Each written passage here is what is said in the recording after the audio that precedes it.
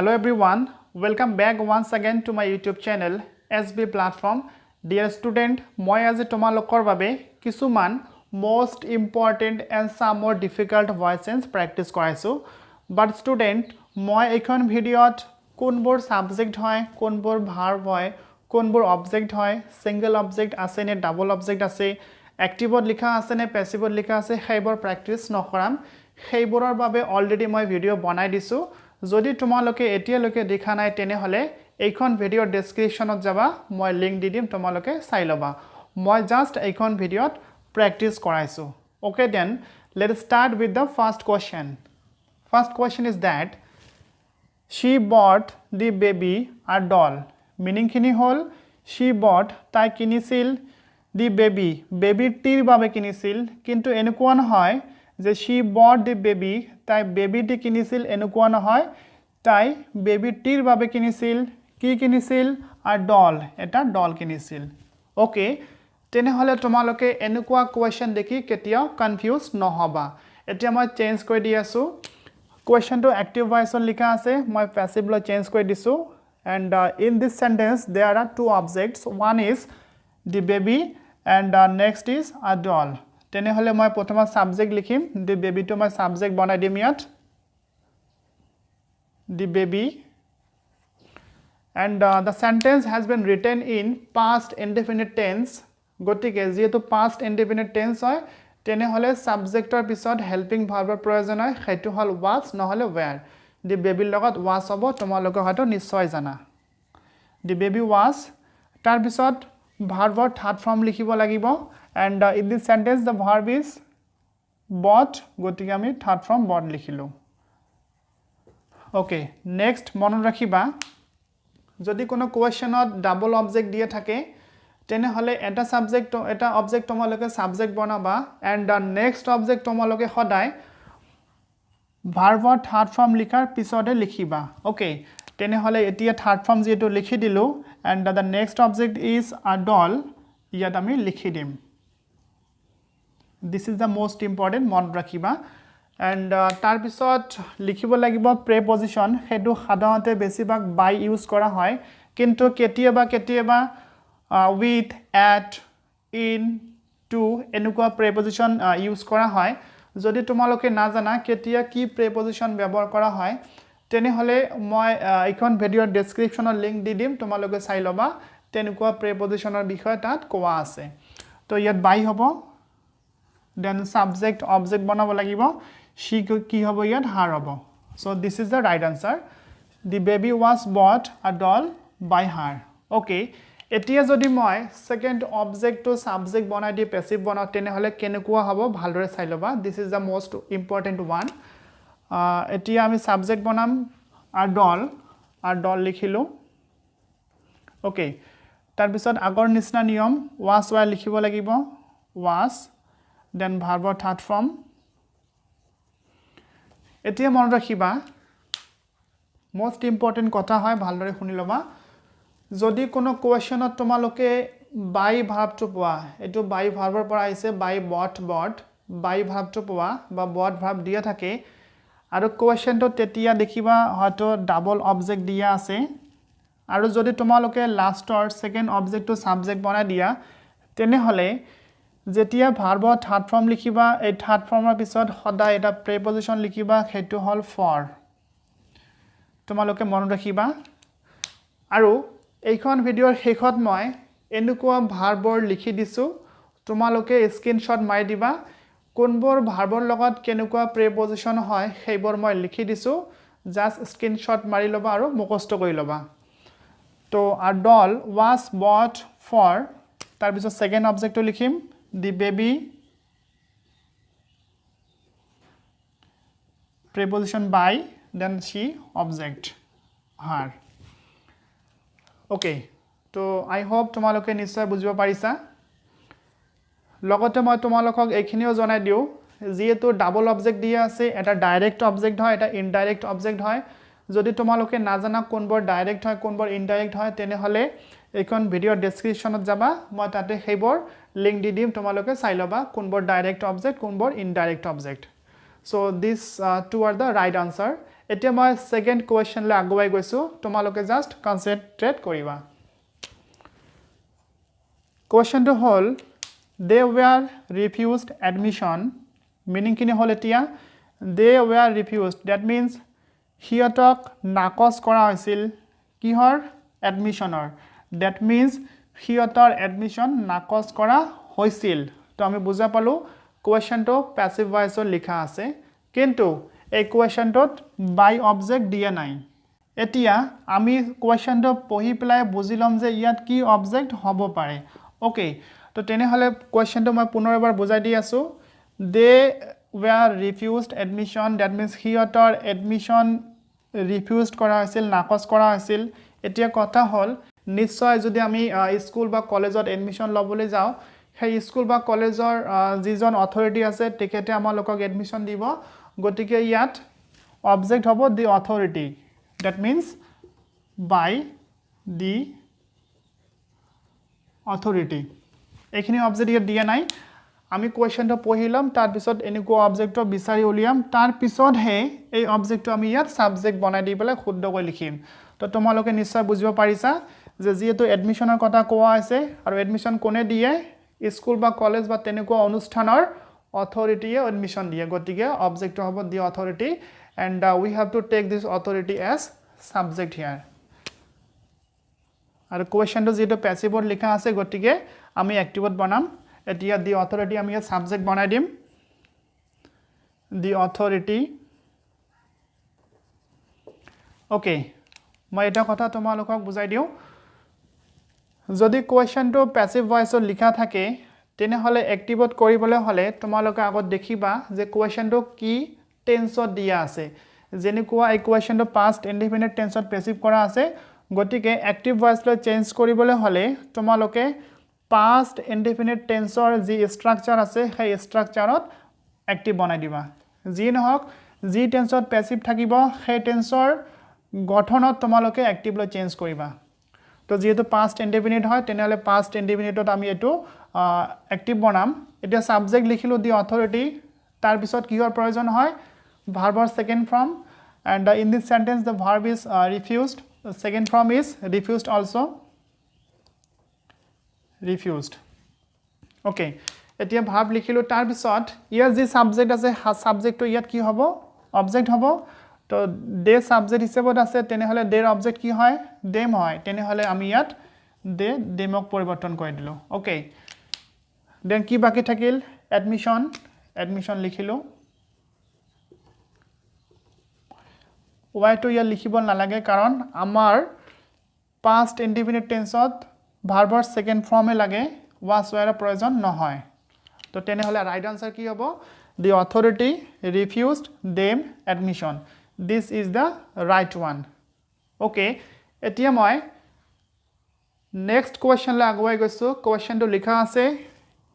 he was found guilty of murder মই কোৱেশ্চনৰ meaning খিনি বুজাই দি আছো he was found তেখেতক বিচাৰি পোৱা হৈছিল guilty of murderer অভিযোগত that means তেখেতক মাৰ্ডাৰৰ অভিযোগ দিয়া হৈছিল তো আমি কি বুজা পালো কোৱেশ্চনটো প্যাসিভ ভয়েসত লিখা আছে কিন্তু আগৰটোৰ নিচিনা ইয়াত বাই অবজেক্ট দিয়া নাই তো বাই অবজেক্ট খিনি আমি কি কৰিম বুজি পেলাই উলাই লম আকৌ তাৰ পিছতে সেই অবজেক্টটো আমি ইয়াত সাবজেক্ট বনাম ওকে এতিয়া দেখা কিহৰ বিষয়ে কোৱা আছে মাৰ্ডাৰ অফ গিল্টি মাৰ্ডাৰৰ কথা কোৱা আছে তো তেনেহলে সাধাৰণতে পুলিশ কেছ হ'ব ইয়াত ওকে তো তেনেহলে আমি নিশ্চয় ইয়াত ভাবিলম যে দি পুলিশ হ'ব দি পুলিশ হয়তো তেখেত এজন চোৰ আছিল বা ডকাইত আছিল তেখেতক হয়তো ধৰি লৈ যোৱা হৈছিল তাৰ পিছত তেখেতক ইনভেষ্টিগেট কৰাৰ পিছত বুজা পোৱা গৈছিল যে তেখেতে মাৰ্ডাৰ কৰিছিল তো এইবোৰ কাৰ্য সাধাৰণতে পুলিশে কৰে পুলিশ কৰিব পাৰে বা বেলেগ কোনো তেনেকুৱা এজেন্সিও কৰিব পাৰে সেই কাৰণে আমি কি কৰিম পুলিশ অবজেক্টটো ইয়াত নিলিখিম আমি ইয়াত লিখিম them means they যিবোৰ মানুহে তেখেতক লৈ গৈছিল যিবোৰ মানুহে তেখেতক মাৰ্ডাৰৰ চাৰ্জ লগাইছিল সেইবোৰ পুলিশও হ'ব পাৰে বেলেগ কোনোবা হ'ব পাৰে সেইভাবে হিয়তক আমি সদায় them বুলি লিখিম গতিকে তোমালোকে পুলিশ নিলিখি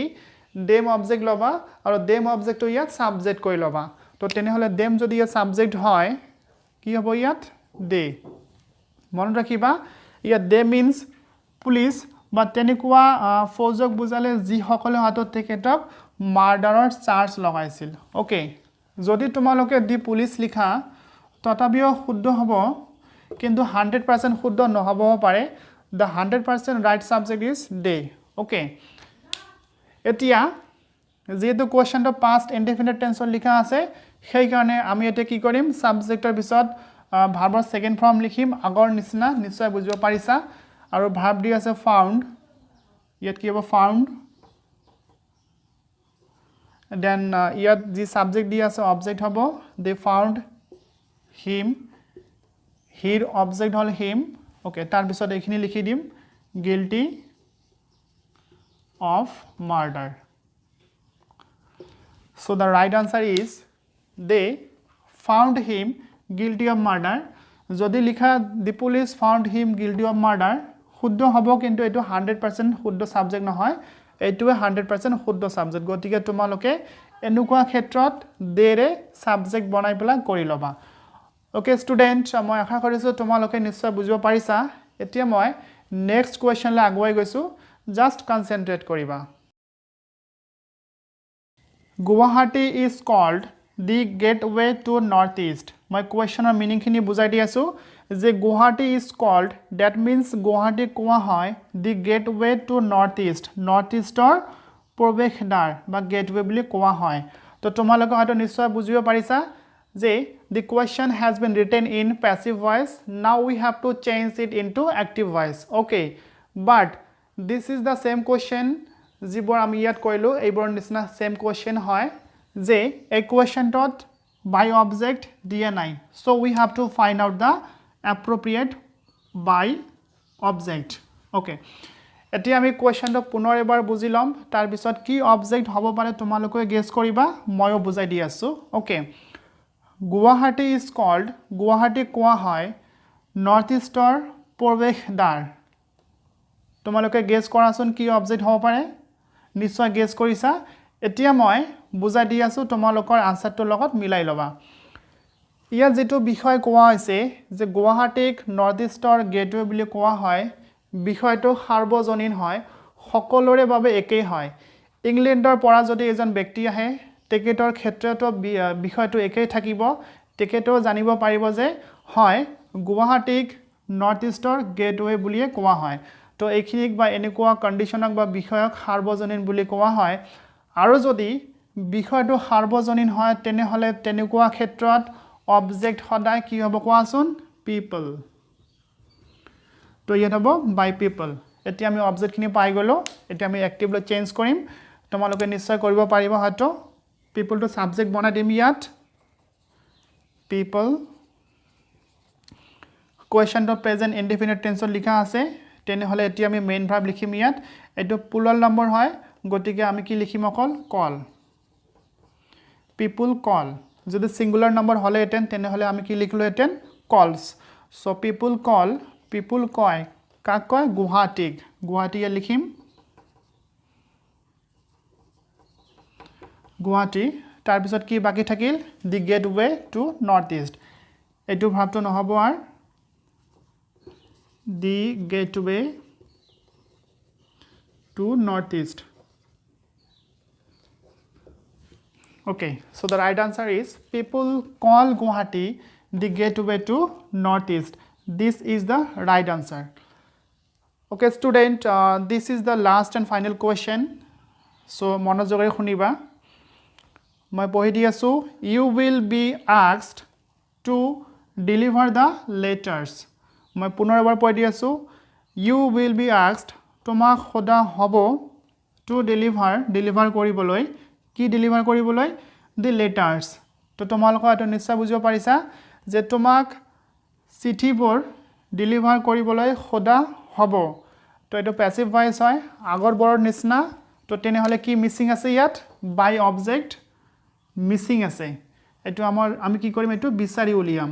ওকে তো তেনেহলে দেখা বিষয়টো এতিয়া আমি পুনৰ এবাৰ বুজি লও আগৰটোৰ নিচিনা কৈ তাৰ পিছতে আমি অবজেক্টটো খুজি উলিয়াম ইয়াত কোৱা আছে তোমাক চিঠিবোৰ লেটাৰসমূহ ডেলিভাৰ কৰিবলৈ সোধা হ'ব চিঠিবোৰ ডেলিভাৰ কৰিবলৈ সোধা হ'ব এতিয়া কোনে সুধিব কোনে ক'ব ইয়াতো কোনো নিৰ্দিষ্ট কৰি কোৱা নাই যে মই কম তেখেত ক'ব তাই ক'ব সিহঁতে ক'ব এনেকুৱা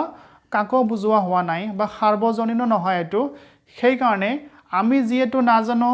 যে কোনে ডেলিভাৰ কৰিব বা কাক সোধা হ'ব বা কোনে সুধিব বা কাৰ দ্বাৰা সোধা হ'ব সাৰ্বজনীন নহয় এটো তেনেহলে কি হ'ব আমি যেটো একই নাজানো সেই ক্ষেত্ৰত আমি সদায় ইয়াত someone ধৰি লম তো ইয়াত অবজেক্ট হ'ব বাই someone আমি যেটো ব্যক্তিজনক নাজানো বা ময়ো নহয় তুমিও নহয় হিহত নহয় তেখেত নহয় সাৰ্বজনীন নহয় তো তেনেকুৱা ক্ষেত্ৰত তোমালোকে someone কোনোবা এজন কোনোবা ব্যক্তিৰ কথা কোৱা আছে যিয়ে তোমাক খুদিব letters সমূহ ডেলিভাৰ কৰিবলৈ so in this sentence the right object is someone understood যেনেকুৱা মই এটা এক্সাম্পল দিছো my umbrella has been stolen ইয়াত কোৱা আছে my umbrella has been stolen মোৰ umbrella টো কি হৈছে চুৰি হৈ গৈছে এতিয়া মোৰ ছাতিটো কোনে চুৰি কৰিছে মই যেটো নাজানো টিকেট চুৰি কৰিছে নে কোনোবা চুৰি কৰিছে মই নিশ্চয় নাজানো বাইটো সাৰ্বজনীন নহয় তো তেনেকুৱা ক্ষেত্ৰত সদায় someone বুলি ধৰি লোৱা হয় someone আহিব যে কোনোবা এজনে চুৰি কৰিছে ঠিক তেনেকুৱা ইকুৱেশনটো হয় গতিকে the right object will be here someone I hope you understood it okay এতিয়া আমি active লৈ চেঞ্জ কৰিম এতিয়া ইয়াত সাবজেক্ট লিখিব লাগিব সাবজেক্ট হ'ব someone তাৰ পিছত কোৱেশ্চন যে টেন্সৰ লিখা আছে হে টেন্সৰ গঠন হিচাপত আমাক এক্টিভ ভয়েস লিখিব লাগিব এন্ড কোৱেশ্চন লিখা আছে ফিউচাৰ ইনডিফিনিট টেন্সত তেনেহলে এক্টিভ ভয়েস কি হ'ব ফিউচাৰ ইনডিফিনিট টেন্সতে হ'ব সাবজেক্ট হল someone তাৰ পিছত shall বা will লিখিব লাগিব someoneৰ পিছত কি হ'ব ইয়াত তোমালোকে নিশ্চয় জানা will হ'ব দেন ভাৰ্বৰ ফাৰ্স্ট ফৰ্ম লিখিব লাগে ভাৰ্ব দি আছে asked ফাৰ্স্ট ফৰ্ম হ'ব ask someone will ask